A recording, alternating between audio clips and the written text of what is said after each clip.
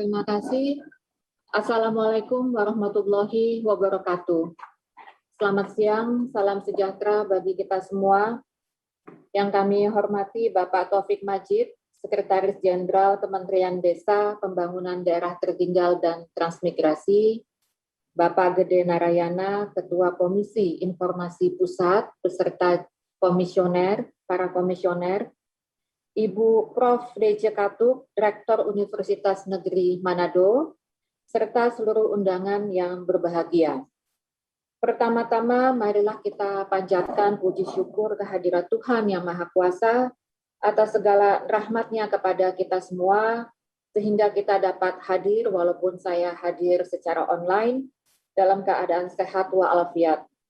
Perkenankan kami pada kesempatan ini mengucapkan selamat Hari Keterbukaan Informasi Nasional yang jatuh pada tanggal 30 April, hari di mana Undang-Undang Nomor 14 Tahun 2008 tentang Keterbukaan Informasi Publik disahkan oleh Bapak Presiden.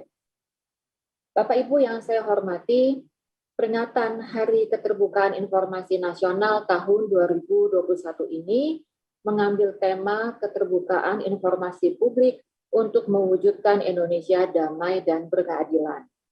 Tema ini sangat relevan dengan kondisi dan situasi kita saat ini.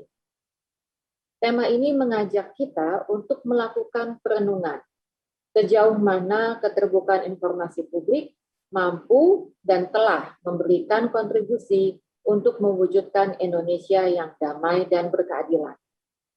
Sejak tahun 2016, 5 tahun yang lalu, Indonesia telah didaulat sebagai Open Government Leader oleh OECD, Organization for Economic Cooperation and Development. OECD mendefinisikan Open Government sebagai budaya pemerintahan yang didasarkan pada transparansi, akuntabilitas, dan partisipasi publik yang mendukung pertumbuhan demokrasi secara inklusif. Pencapaian demikian tidak terlepas dari peran berbagai pihak, utamanya Komisi Informasi Pusat atau KIP, yang secara khusus diamanatkan oleh Undang-Undang 14 tahun 2008, yang hingga kini telah berperan dengan sangat baik dalam pemenuhan akses informasi yang akurat, khususnya informasi terkait kinerja badan publik. Saat ini, KIP juga telah turut memastikan hak atas informasi publik hingga ke desa. Namun kiranya capaian tersebut tidak kemudian menjadikan KIP berpuas diri.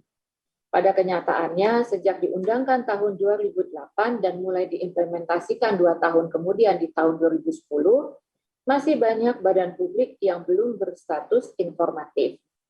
Merujuk pada laporan Ketua KIP pada pelaksanaan penganugerahan Award Keterbukaan Informasi tahun lalu, di Kantor Wakil Presiden RI dinyatakan bahwa baru 60 badan publik atau 17,4% yang mendapatkan kategori informatif. 34 badan publik atau 9,8% dengan kategori menuju informatif. Selebihnya masih dalam kategori cukup informatif, kurang informatif, dan tidak informatif dari 348 badan publik yang dipantau. Saya sengaja mengungkapkan kembali data hasil monitoring dan evaluasi tahun lalu ini sebagai bahan evaluasi kita dalam momentum memperingati Hari Keterbukaan Informasi Nasional saat ini. Hal ini saya anggap sangat penting mengingat bahwa keterbukaan informasi publik menjadi indikator utama bagi sebuah negara demokrasi. Keterbukaan informasi publik menjadi instrumen utama dalam pelaksanaan pemerintahan yang bersih dan transparan. Keterbukaan informasi publik juga menjadi faktor utama dalam memerangi praktek korupsi. Bahkan keterbukaan informasi publik dijadikan sebagai acuan keberhasilan seorang pemimpin lembaga, mulai dari lembaga tertinggi di pusat sampai pada tingkat desa. Peningkatan status badan publik menjadi informatif harus dilakukan secara bersama. Kami melihat setidaknya ada 4 hal yang dapat kita lakukan. Pertama, PPID, pejabat pengelola informasi dan dokumentasi pada setiap badan publik, perlu diperkuat karena di pundak merekalah sesungguhnya keberhasilan implementasi undang-undang ini. Kedua, pimpinan badan publik pada setiap tingkatan harus memiliki persepsi yang sama akan pentingnya penciptaan budaya keterbukaan informasi. Ketiga, peningkatan praktik tata kelola data di setiap PPID dengan memanfaatkan teknologi digital untuk menciptakan tata kelola data yang handal sebagai bahan dasar pelayanan informasi. Dan keempat, peningkatan kapasitas SDM PPID dalam memanfaatkan teknologi digital. Sudah tidak dapat kita pungkiri bahwa kemajuan pesat teknologi digital menghadirkan keuntungan tetapi juga tantangan. Di satu sisi, teknologi digital memungkinkan kita semua untuk beraktivitas dan berkarya, terutama dalam masa pandemi, tetapi di sisi lain, teknologi digital yang tidak bijak pemanfaatannya akan menghasilkan berbagai permasalahan seperti hoax dan disinformasi. Oleh karena itu, literasi digital yang baik sudah menjadi suatu keharusan, bukan lagi suatu pilihan. Bapak Ibu yang saya hormati, saya memberikan apresiasi kepada KIP yang telah mengambil langkah-langkah kerjasama melalui penandatanganan nota kesepahaman dengan beberapa badan publik, termasuk yang kita saksikan hari ini. Selamat untuk Pak Gede dan para komisioner.